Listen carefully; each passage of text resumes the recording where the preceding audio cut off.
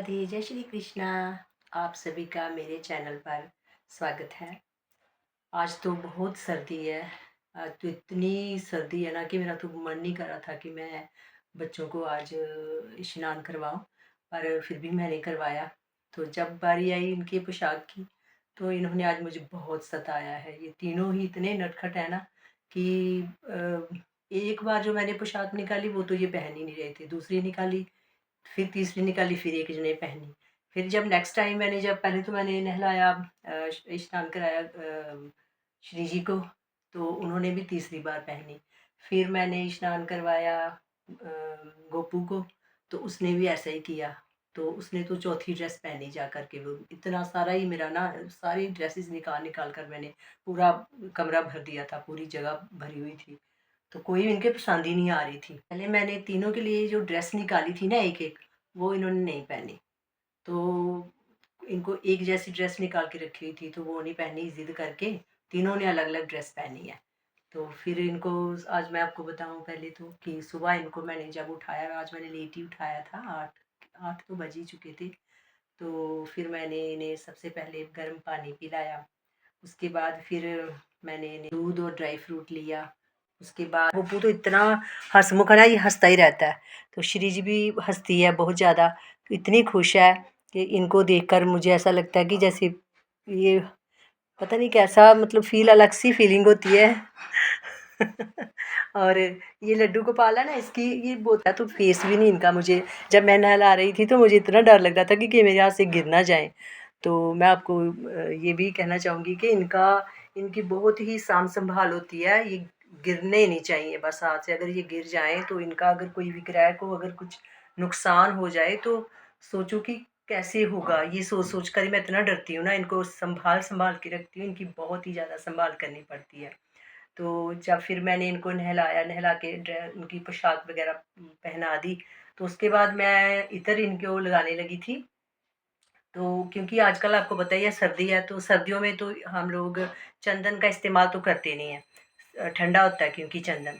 तो फिर मैंने इन्हें लगाया इत्र।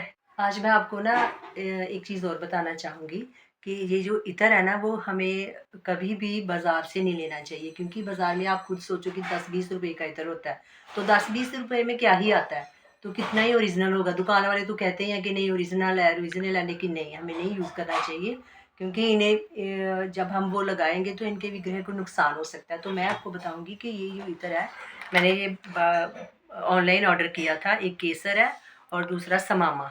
तो ये बहुत ही ओरिजिनल है, हमने बात करके अच्छे से फिर मंगवाया है। तो इनके 2 उंगलियों पर लगाकर हल्के हल्के से ऐसे करके मैं इन्हें यूज़ करती हूँ। ऐसे करके ना, थोड़ा थोड़ा हल्के हल्के हाथों से ऐसे करके, तो इनके विग्रह पर धीरे धीरे लगाना होता है।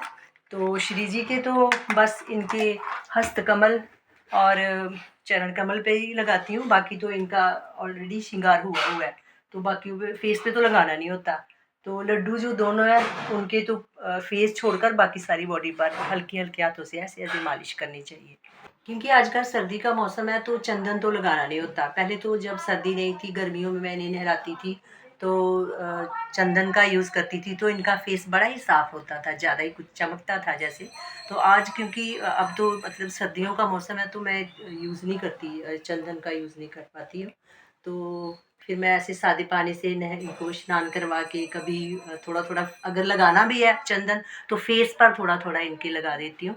और एक चीज़ और, कि इनकी आँखों को तो बिल्कुल कुछ नहीं करना चाहिए, क्योंकि इनकी जो आँखें हैं वो इतनी सॉफ्ट होती हैं ना, कि अगर आप इनको हाथों से स्पर्श करेंगे, तो अब सोचो कि अगर उन्हें कुछ हो गया, आँख को कुछ भी, तो फिर आप इमेजिनेशन नहीं कर पाओगे कि क्या होगा, फिर क्या करोगे फिर आप लोग।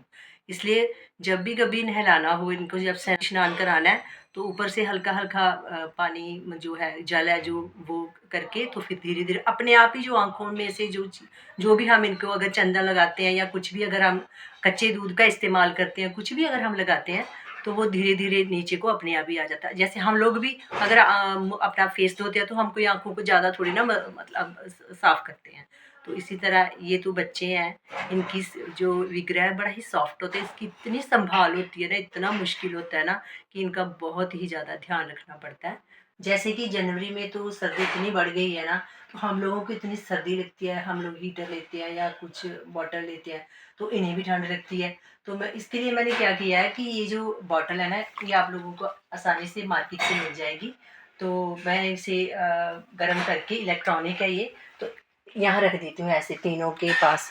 तो ऐसे ऊपर ना हल्का सा कंबल ऐसे दे दिया जाए ना अगर, तो तीनों ही आराम से, इनको बीच में से हीट निकल के इनके ऊपर इतनी अच्छी ये पूरे गर्म हो जाते हैं। तो फिर मैं यहाँ पर इनकी ना कंबल, दूसरी कंबल से बाउंड्री भी कर देती हूँ और फिर ऊपर इनको रजाई उड़ा देती हूँ। तो इस तरह से जब सोना होता है तब भी मैं ये विश्राम करते हैं तब भी दे देती हूँ।